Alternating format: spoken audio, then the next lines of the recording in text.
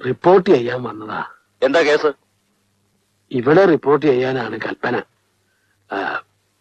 ഇന്ദിര.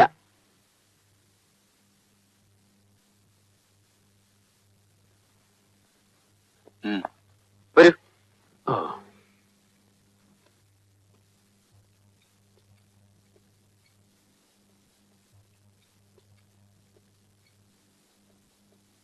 മുമ്പത്തെ പാങ്ങോട്ട് കേസിലെ എന്തിരാ? അവറാച്ചിന് വെട്ടിക്കൊന്ന കേസിലെ എത്ര വലിയ തറവാട്ടിലെ കുട്ടിയാ. ഈ മാതിരി കടുത്ത ബുദ്ധി എങ്ങനാ തോന്നണ ഈ ചെറുപ്പത്തില്? വാടാ, ഇവിടെ കേറി വാടാ. വാടാ, നിനക്ക് ഞാൻ വച്ചിട്ടുണ്ട്. മടക്കി കൊണ്ടിരിക്കാം. വരുന്ന കാണണമെങ്കിൽ കണ്ടോ.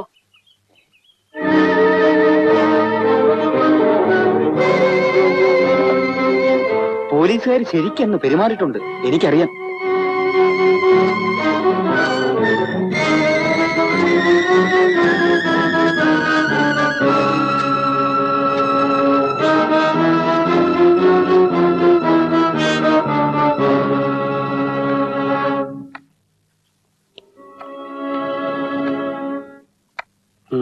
കാഴ്ചക്കാരില്ലാത്ത വിഷമം തോന്നണ്ട.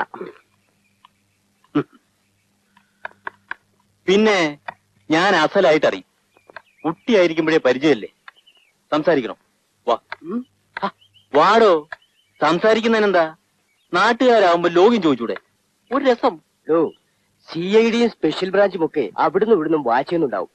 പോലീസ് നേരെ തൂക്കിയെടുത്ത് അടുത്ത ഗൂഢാലോചന എന്താണ്ടാ എന്ന് ചോദിച്ച് 4 പൂശല് പൂശിയാൽ ഇതിലും നല്ല രസാവും. പൊയ്ക്കോ പൊയ്ക്കോ. വേണ്ട, പിന്നെ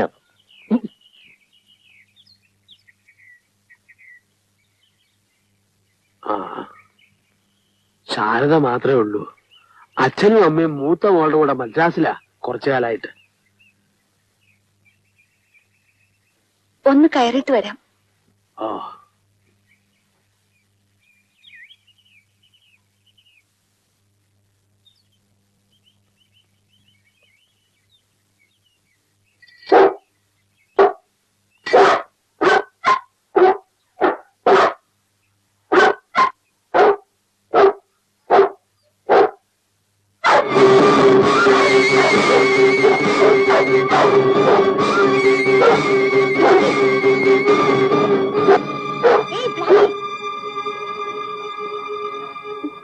നിനക്ക് 100 വയസ്സാ.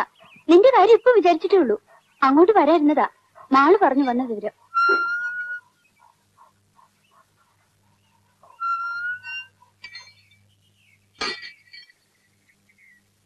എന്താ ഇത്? അങ്ങോട്ടിരിക്കും. നീ എസ്റ്റേറ്റിലാവുന്ന വിചാരിച്ച്. സ്ഥിരമായിട്ട് അവിടെയല്ലേ? ഓണത്തിന് വന്ന പിന്നെ പോയിട്ടില്ല.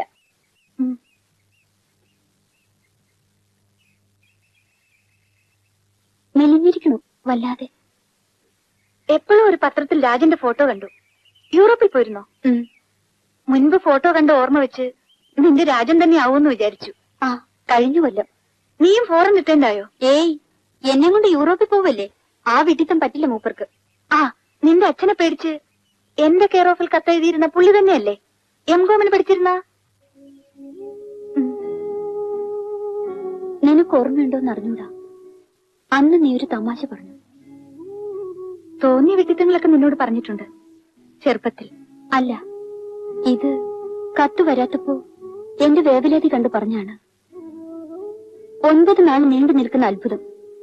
അതിലപ്പുറം ഒന്നുമില്ല പ്രേമം. അന്ന് ദേഷ്യാണ് തോന്നിയത്. 9 ദിവസമല്ല, കഷ്ടി ഒരു 6 മാസം എത്തിയപ്പോ നീ പറഞ്ഞതിന് ശരിയെന്ന് ബോധ്യമായി.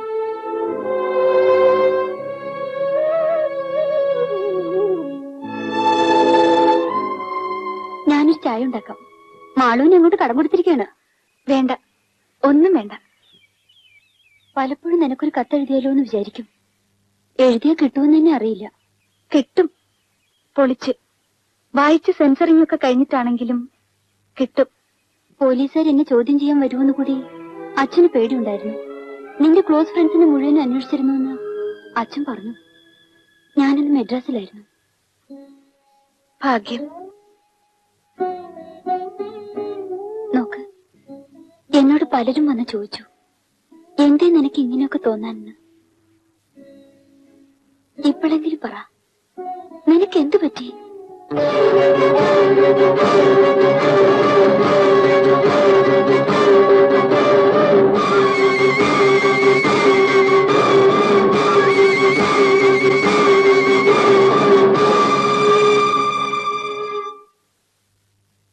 മദ്രാസിലിരിക്കുമ്പോ നാട്ടിൽ നിന്ന് വന്നവരാരും പറഞ്ഞില്ല. ഉദ്യോഗം രാജിവെച്ചു 3-ാം മാസത്തിലെന്ന് ആരോ പറഞ്ഞു. പിന്നെ കേട്ടു പ്രഭാരൻ സാറായിട്ട് കല്യാണം നടക്കാൻ പോണു, സാറിന് ഇംഗ്ലണ്ടിൽ പോകാൻ സ്കോളർഷിപ്പ് കിട്ടും, രണ്ടാളും പോകുന്നൊക്കെ. വിപ്ലവം ഉണ്ടാക്കാൻ നടക്കാണ് നീയെന്ന് ഒരാളും പറഞ്ഞു കേട്ടില്ല. ഞങ്ങളുടെ കല്യാണം നിശ്ചയിച്ച വിവരത്തിനുള്ള കഥ ഞാൻ ലാസ്റ്റിൽ നിനക്ക് എഴുതിയത് ഓർമ്മയുണ്ടോ?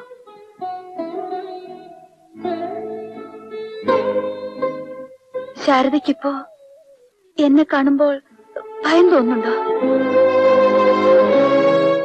ഉണ്ടെങ്കിൽ പറഞ്ഞോളൂ, ഞാൻ പിന്നെ വരില്ല. നീ വന്നല്ലോ, അത് മതി. പലപ്പോഴും നീ അടുത്തില്ലല്ലോ എന്ന് വിഷമം തോന്നിയിട്ടുണ്ട്. ചോദിക്കാനും പറയാനും ഒരാള് ചെറുപ്പത്തില് നീയേ എനിക്കുണ്ടായിട്ടുള്ളൂ. നീ പിന്നെ എന്തായി തീർന്നാലും ശരി, പറയുന്നവര് പറയട്ടെ.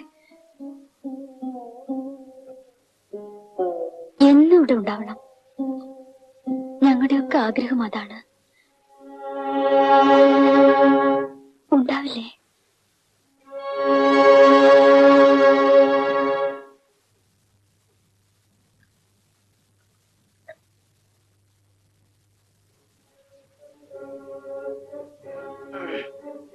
എനിക്ക് എറണാകുളത്ത് 2-3 ദിവസം നിൽക്കേണ്ട കാര്യം ഉണ്ടായിരുന്നു. പോയിട്ട് വരൂ. അതിന് കാശ് വല്ലതും എടുക്കാനുണ്ടെന്നോ ചോദിച്ചു. ഇപ്പൊ തറവാട് ഭരണം നിങ്ങളാണല്ലോ. ഭരണമില്ല, എന്നും ഇവിടുത്തെ ആശ്രിതനാണ്. തലയുടെ ചോട്ടില് ദേഹം വേണ്ട, അമ്മയ്ക്ക് വേദന കൂടുതലാ. മന്ത്രി വിളിച്ചു പറഞ്ഞാൽ മെഡിക്കൽ കോളേജിലെ പ്രൊഫസർമാര് പറഞ്ഞു വരും. ആ മന്ത്രിയും അമ്മയുടെ പഴയ ശിഷ്യനല്ലേ?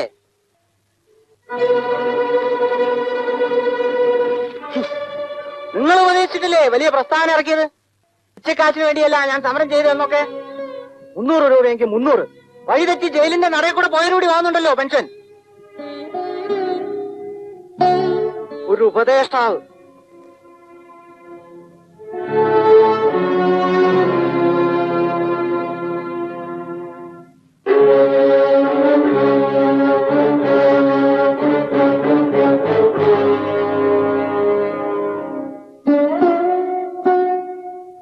സുഖക്ഷയം അല്ലാണ്ട് വേറൊന്നും ഇതിന് പറയാനില്ല. കല്യാണം കഴിച്ചില്ല, മക്കളും കുട്ടികളും ഒന്നുമില്ല എന്നുള്ള ഖേദുണ്ടോ ശേഖരന്? ഇതൊക്കെ കണ്ടാൽ ഭാഗ്യായി എന്ന് തോന്നണില്ലേ? ചേച്ചി കാണാൻ ആരോ പുറത്ത്. പഴയ സംഘക്കാരാണോ കുട്ടി? വരുത്തിയിടത്തോളം വിപ്ലവമൊക്കെ പോരെ?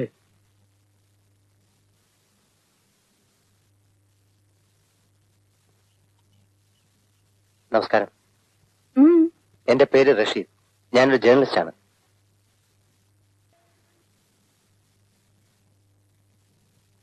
ഇപ്പോൾ പ്രത്യേക പത്രമൊന്നുമില്ല, ഫ്രീലാൻസിങ്. ഫ്രീ പ്രസിലും ടൈംസിലും കുറച്ചുകാലം ഉണ്ടായിരുന്നു. ഓ, ഒരു ഇന്റർവ്യൂ. എന്തിനാ? വളരെ ഡിഫിക്കൽട്ട് ക്വസ്റ്റ്യൻ. എന്തിന് ഇന്റർവ്യൂ എന്ന് ചോദിച്ചാൽ സത്യത്തിൽ പറയേണ്ട മറുപടി എന്റെ വയറ്റിപ്പഴപ്പിനെന്നാണ്. എനിക്കൊന്നും പറയാനില്ല.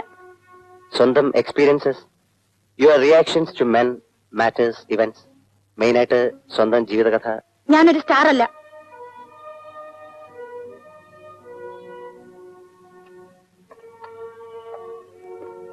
ഞാനൊരു ഫോട്ടോ എടുക്കട്ടെ?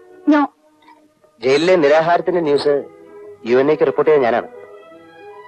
വന്ന തിരക്കായിരിക്കുന്നറിയാം, പക്ഷെ ഒരു ടൈം ഫിക്സ് ചെയ്താൽ ഞാൻ വരാം. 1 മണിക്കൂർ. വേണ്ട, സൗകര്യമില്ല. ഒരു അരമണിക്കൂർ. ഇല്ല, എനിക്ക് നിങ്ങളോടൊന്നും പറയാനില്ല.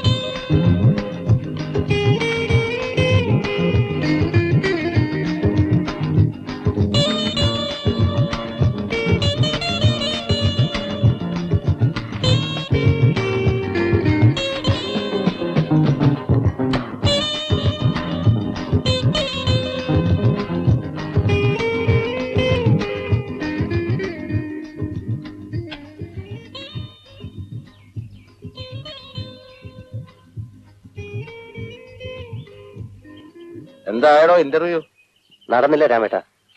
കണ്ടില്ലേ? കണ്ടു, പക്ഷെ ഇന്റർവ്യൂവിന് സമ്മതിച്ചില്ല. Nothing to say, no comments. കണ്ടല്ലോ, മതിയല്ലോ ഒരു സ്റ്റോറി ഉണ്ടാക്കാൻ. പ്രകൃതി വർണ്ണന, കാലാവസ്ഥാ വർണ്ണന, കുഞ്ഞോളങ്ങൾ താളം തല്ലി നിൽക്കുന്ന ഭാരതപ്പുഴയുടെ തീരത്തിലൂടെ സഞ്ചരിച്ച് നൂറ്റാണ്ടുകളുടെ സ്മരണ അയവിറക്കി നിൽക്കുന്ന തകർന്ന നാലുകെട്ടിന്റെ പടിക്ക് നിന്നപ്പോ അതല്ലേ ഇപ്പൊ ജേർണലിസം. വയറ്റിൽ എത്ര ഡിഗ്രി? 200 250? പച്ച കാശ് വേണ്ടടൂ. ലക്ഷ്മിക്കുട്ടിയമ്മ കണ്ടോ? അമ്മ അവരുടെ സ്റ്റോറി ഇതിലും ഇൻട്രസ്റ്റിംഗ് ആവും. മുലകൂടി മാറാത്ത കുട്ടിയെയും വെച്ച് പിക്കറ്റിംഗ് അടുത്ത് ജയിലിൽ പോയതാണ് അവര്. നവജീവനിൽ ഒരിക്കല് ഗാന്ധിജി അവർക്കൊരു ട്രിബ്യൂട്ട് കൊടുത്തെഴുതി. ഇന്നത് ആർക്കും ഓർമ്മയുണ്ടാവില്ല. ആ നോ ബഡി ബോദേഴ്സ്. ഒരു 10 രൂപ കിട്ടാൻ മതി. കാലാവസ്ഥ മോശം, ചെക്കുകളൊന്നും വന്നില്ല രാമേട്ട. 2 എണ്ണം വിട്ടിട്ട് വേണം സൃഷ്ടി തുടങ്ങാൻ. അലക്കുപൊടിയെ പറ്റി കഥ, കവിത, നാടകം എല്ലാം വരണ്ടേ? സ്റ്റേറ്റ്സ്മാന്റെ ബ്യൂറോ ചീഫ് ഇപ്പൊ ചെയ്യുന്ന സേവനം കൊള്ളാം. ഭൂമിയിലേക്ക് ഇറങ്ങി വന്നിരിക്കുന്നു. ചാക്കോച്ചന്റെ അലക്കുപുഴയുടെ മഹാത്മ്യം ജനങ്ങളെ അറിയിക്കുന്നു.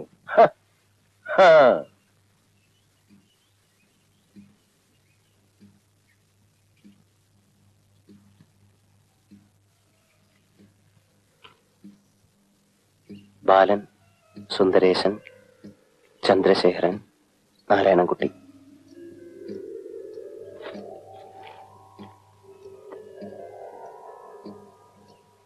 സംശയത്തിന്റെ ആനുകൂല്യം.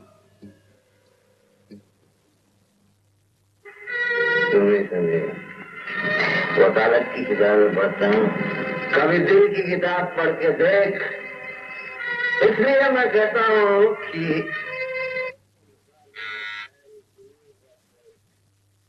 वहीं अपना जन्मदिन मनाएंगे। ആരോ കാണാൻ വന്നിട്ടുണ്ട്. साथ में चलता हूँ। ഓഫീസ് മുറിയിൽ ഇരിക്കാൻ പറയൂ. ശരി. ഒരു ഞായറാഴ്ചയും ഫ്രീ ആയിട്ടിരിക്കാൻ പറ്റില്ല. കക്ഷികൾ അധികമാകുമ്പോ നല്ല ജൂനിയേഴ്സിന് വെക്കണം. ചെറിയ കേസുകളൊക്കെ അവർക്ക് വിടാലോ.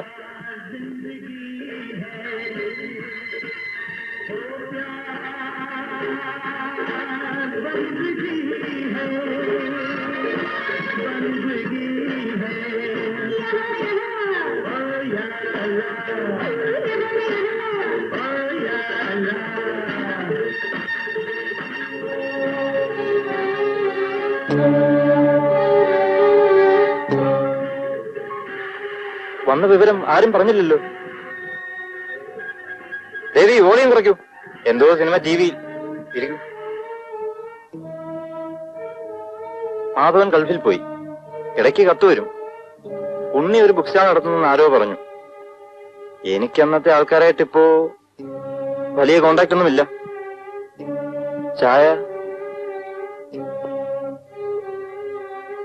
വീടും കുടുംബവും ഒക്കെ ആവുമ്പോ പൊതുക്കാര്യങ്ങളെന്ന് പറഞ്ഞ് മരിക്കാൻ നടന്നാൽ ചെറുപ്പത്തിന്റെ ആവശ്യത്തിൽ അങ്ങനെ പലതും തോന്നും. പിന്നെ കഷ്ടപ്പെടുമ്പോ ഒരുത്തനും ഉണ്ടാവില്ല. ഞാനത് ശരിക്ക് പഠിച്ചു.